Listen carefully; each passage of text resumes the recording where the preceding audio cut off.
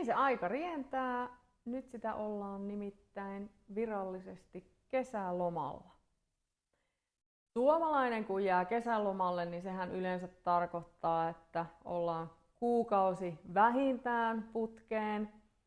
Mutta täällä meillä Sveitsissä tilanne on vähän erilainen. On hyvin yleistä pätkiä sitä lomaa ja lomaa pidetään yleensä 2, joskus 3 viikkoa, mutta mä en esimerkiksi tiedä ketään, kuka olisi kuukauden putkeen lomalla.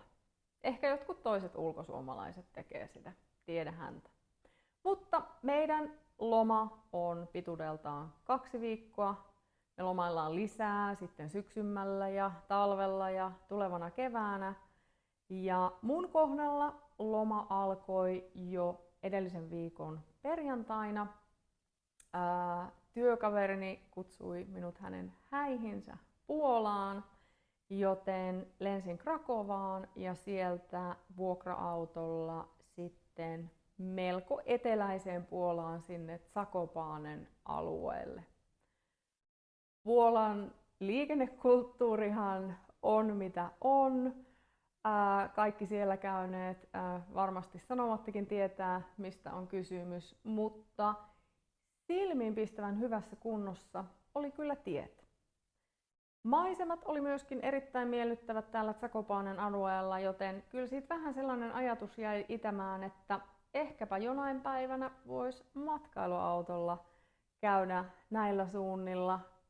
Varsinkin nyt, kun on pari sellaista tosi pientä kylää tiedossa, mihin ei välttämättä muuten tulisi koskaan ajauduttua. Häät oli hulppeat ja hienot, ei niistä sen enempää, mutta ruokatarjonta tällä alueella, niin täytyy sanoa, että kaikkialla missä syötiin, niin ruokakin oli todella hyvää, ennen kaikkea täyttävää, lihaa, perunaa, kastiketta, sitähän se suurimmaksi osaksi oli. Eilisen iltapäivän vietin vielä tutustuen Krakovan kaupunkiin. Sekin oli kyllä tosi kiva ja tällaisella vähän niin kuin golf-auto-tyyppisellä ratkaisulla onnistuttiin saamaan semmoinen privaattikyyti vaan noin puolisen tuntia, niin siinähän ehti nähdä tosi paljon. Voin suositella tällaista golf-autotyyppistä ratkaisua, kiva ottaa kuvia, näkee kaikkialle ja kuljettajan kanssa voi keskustella, mitä siinä ympäristössä näkyy, eikä se ole mitään sellaista, että pistetään jotkut kuulokkeet päähän ja kuunnellaan jotain valmista, nauhoitettua matkaopasta siellä. Mutta nyt kun ollaan takaisin tässä kotona, niin retkipakureissu lähenee ja lähenee. Siitä syystä ollaankin siirrytty nyt pakkauslistoista ihan käytännön toimenpiteisiin, eli pakkaamaan. Meidän retkipakuun noutopaikka sijaitsee yli tunnin ajomatkan päästä tästä kotoa, joten se tarkoittaa sitä, että kaikki mitä meillä lähtee mukaan on pakattava johonkin, jotta ne saadaan ketterästi sitten meidän henkilöautosta siirrettyä tähän retkipakuun.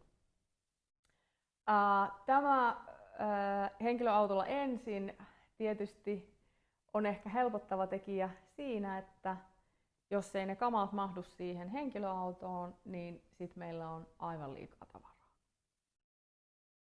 Meidän pakkausstrategian kulmakivi on nämä edessäni näkyvät The North Face Base Camp duffelibagit, putkikassit sanoisin ihan näin suomalaisittain. Kummankin tilavuus on 71 litraa. Se kuulostaa paljolta, mutta meidän missiona on se, että kaikki henkilökohtaiset tavarat, tämä tarkoittaa siis vaatteita, hygieniatuotteita, tämmöisiä kylpysaunatakkeja, millä mahdollisesti kipsutellaan leirintäalueen suihkuun ja tietysti kenkiä. Kaikki tällaiset, 1 kassi per henkilö ja se mitä mahtuu, niin se me otetaan mukaan, eikä enempää. Koska tilaa on rajallisesti, meidän retkipaku oli siis 6,4 metriä pitkä, niin eihän niitä kenkiäkään voi sinne ihan tolkuttomasti ottaa. Siksipä päätettiin, että okei, valitaan 3 paria, meni syteen tai saveen, niin näillä mennään. Kenkien valintaan tietysti vaikuttaa huomattavan paljon se, että minkälaista aktiviteettia on itse kukin reissulle suunnitellut. Meistä olisi kiva ollut ottaa polkupyörät mukaan, mutta tästä mainitsemastani retkipakun sijainnista johtuen se ei nyt ole mahdollista. Meillä ei ole meidän omassa autossa mitään mahdollisuutta niitä pyöriä mihinkään laittaa, joten pyörät jää tällä kertaa kotiin. Mutta mikä lähtee mukaan on meidän kanu eli kajakki. Me on parisen vuotta sitten hankittu tällainen ilmatäytteinen Aquamarina Memba 390. Se on siis 2-paikkainen tämmönen touring-kanu, voisiko sanoa. Ennen kanun hankintaa meillä oli suppilaudat ja tilankäytöllisesti, jos miettii matkailuautokäyttöön, niin lopputulos on aika lailla sama. Suppilaudat tarvitsee kumpikin oman kantokassinsa, jotta niitä voi liikutella, ja kanu muuttaa tilannetta ei yhtään, sillä kanu menee myöskin 2 kantokassiin. Sinne mahtuu toiseen kassiin mukaan vielä sitten tällainen akkukäyttöinen pumppu, jolla saadaan sitten pumpattua se kanootti täyteen, ja toimiipa tuo pumppu vielä varavirtalähteenäkin, jos näin tulee sille tarve. Eli melotessa vesi roiskuu, se on aivan selvä, joten ensimmäinen kenkävalinta siitä johtuen on tällainen Salomonin multisporttikenkä. Erittäin kevyet, verkkomateriaalia, pikakiinnitys ja mikä parasta, melkoisen hyvin kuvioitu pohja. No miksi sillä tässä on merkitystä on tietysti se, että se kajakki painaa jonkun verran.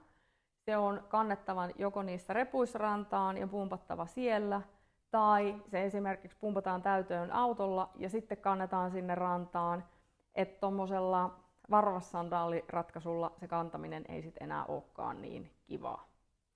Elikkä nämä on sellaiset maassa, vedessä, ilmassa kengät, ja mikä parasta, tämä kengän kantaosa taittuu todella näppärästi tänne sisään, niin näistähän saa sitten vaikka pistokkaat.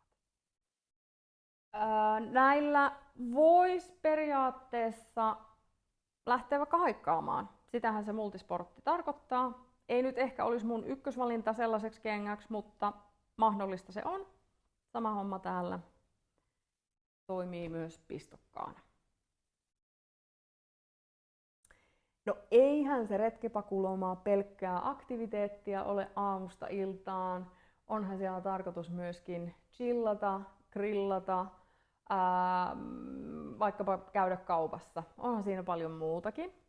Joten tämmöiseksi yleiskengäksi meillä lähtee mukaan tämmöinen Crocs-tyyppinen ratkaisu, mutta mä sanoisin, että tämä on niinku Crocsit next level. Kengän valmistaja on Keen ja malli on Shanty. Näyttää hyvin paljon Crocsille, pelkkää muovia, tämmöisiä ilmastointiluukkuja. Mutta mikä tästä tekee ehdottomasti paremman on se, että tämä pohja on ergonomisesti muotoiltu jalkapöydän mukaan. Ja tämä materiaali on jotain mikrokuitutyyppistä, erittäin miellyttävä siis jalalla.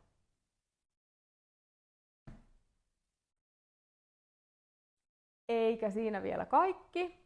Sitten meillä on Brasilian lahja maailmalle. Näistä mä haluan ehdottomasti näyttää nämä mun pinkki ruusukultaversiot, eli Havaianas varvassandaalit. Nämä on aivan ultimaattinen kesäkenkä täällä Keski-Euroopassa, koska lämmintähän meillä vielä riittää. Tänään 27 astetta ja tiedetään jo, että tulevat viikot niin varmasti ollaan siellä yli 20 lämpötiloissa joka päivä.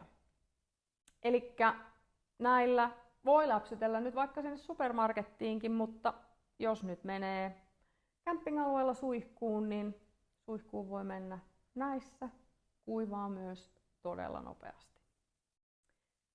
Jos sinä lähtisit viikoksi reissuun retkipakulla, niin mitkä olisi ne 3 paria, jotka sinä ottaisit mukaan?